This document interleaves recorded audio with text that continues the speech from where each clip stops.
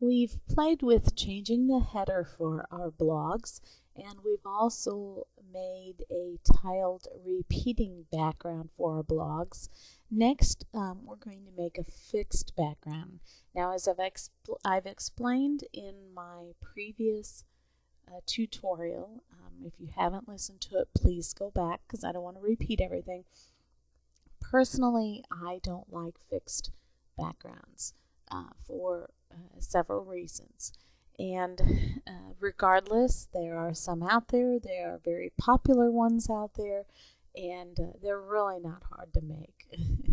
And so I'm going to show you how you can do that. I've made one quickly here.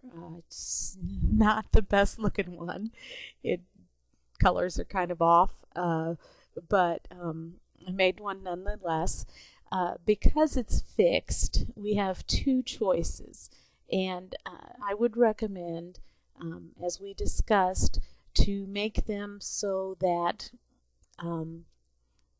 they come from the center out, because as we've discussed, some of the smaller screen sizes are going to cut off the right and the left edges, and possibly even down here at the bottom.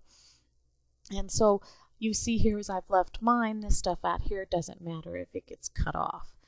So you want to, one of the ways you would want to do that is to choose to center your background and start from here and move outward to each side when you're building your design. The other way that you could do this is to have it fixed to the left and build your design this way. We could turn that layer off and maybe have your design that way. And so if you have it fixed from the top left, then everybody's going to see this portion, and this over here is going to get cut off. That's another great way to think about it, except for the fact that you got to remember your sidebar is going to be over here and under all of this stuff. So you really have a lot to think about when you're designing these fancy fixed backgrounds. It's not easy to do as many people kind of think it is. And so I've made mine, but let's go here and look at this nice page I found. It's at screenresolution.org. I didn't know what size to make it. I don't like these fixed backgrounds, so I've never really made one, and I wouldn't know where to begin. Where do you begin? What size, as we've talked about before. This page here shows me what my screen resolution is on my laptop here.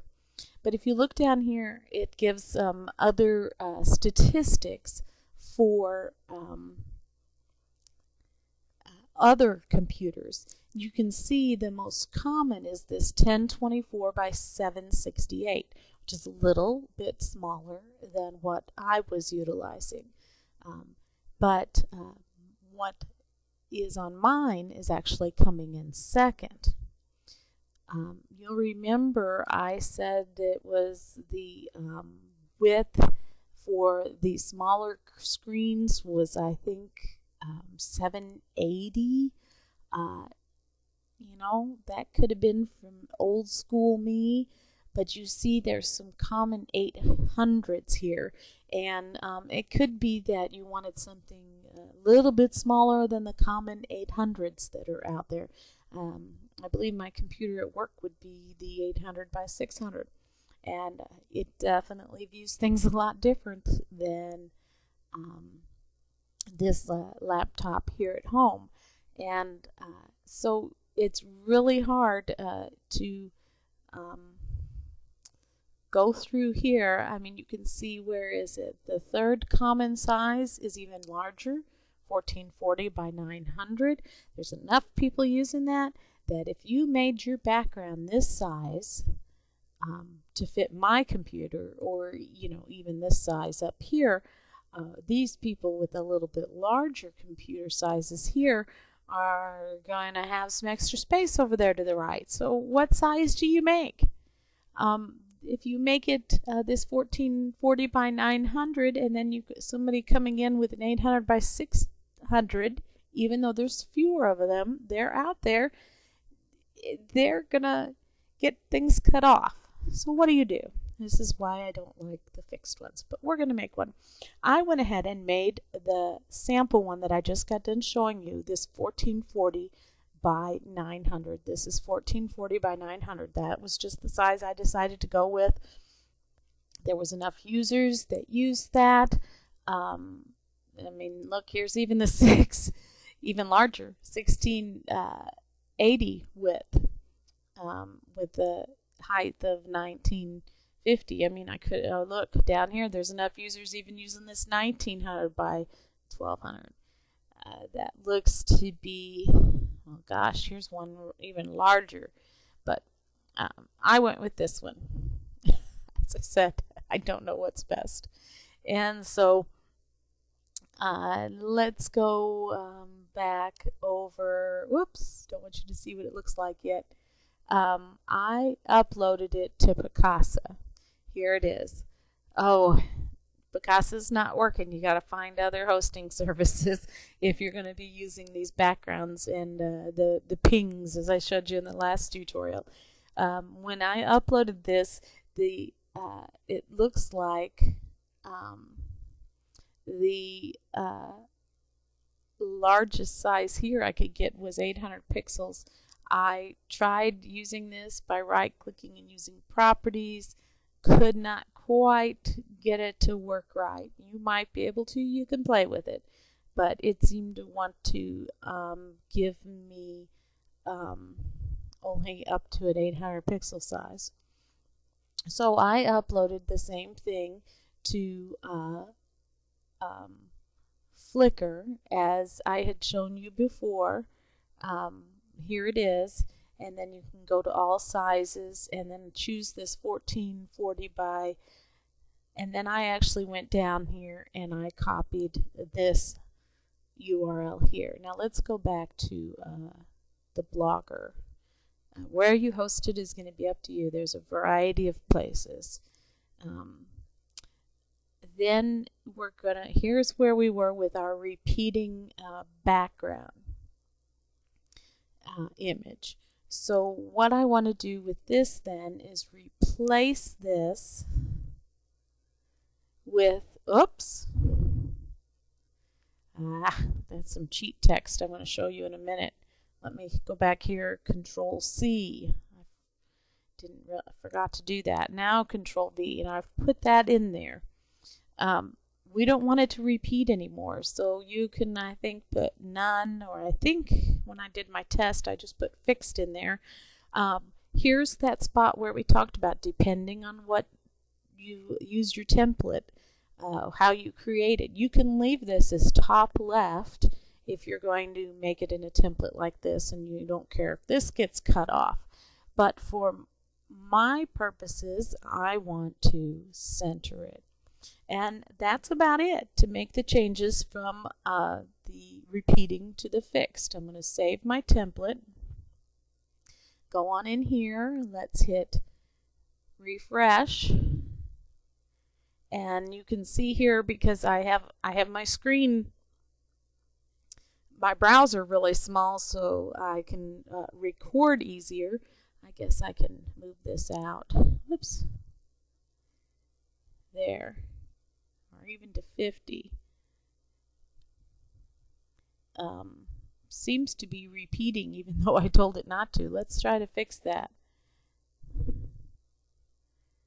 I put fixed in there. We might want to put the words none in there. Let's go back, refresh. Well, I'm going to have to figure out what that coding is. But you can see this is about what it looks like when I view it in my full browser. And I don't know why it's beginning to repeat over there when it's supposed to be fixed.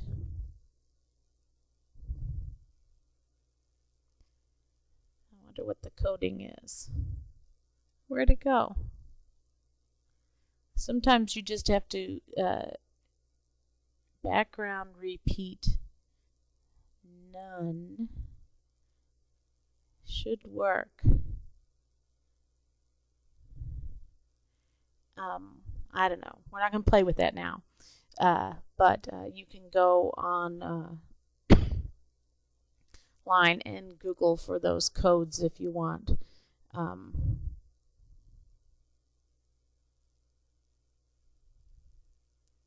And there's about what it looks like with a full browser. Now, this would work just fine. But a lot of the blogs that have fixed backgrounds now have it where you can see I have to scroll up and down some because it's the 900 pixels long is too long, and so it made me have a scroll bar here. But some of the blogs have the sidebar and the posts, so they are what is moving rather than the background. And that's a really simple thing to do also. And that's that cheater text you saw a minute ago by accident, and I actually have it in a notepad here, and I'm going to share that with you in the forum so you can copy it. So I'm going to just Control-C this coding, and I'm going to stick it right here in the HTML code right behind the other background things. Save the template, and now when we go back in, you're going to see that it's different now. The header and what is the blog posts and the sidebar are moving and not the background. They seem to be detached from each other. And that's a really popular new way to do these blogs. And so this gives you a little bit of idea.